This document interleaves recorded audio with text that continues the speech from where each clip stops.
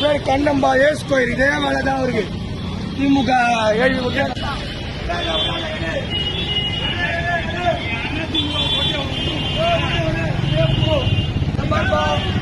Banner வச்சு ஒரு வாரம் தெரியல. அதிமுக பேனர் தான் கண்ணை வந்து சுத்துது. இவர் தான் ஏஸ் கோயில் கண்ணை ஹவுசிங் போர்டை விட தலைவர் பேர்ல இவர் தான் எடுத்தாரு. பணித்திறன் பண்ணியே தெரியல. இவர் தான் விடாதீங்க.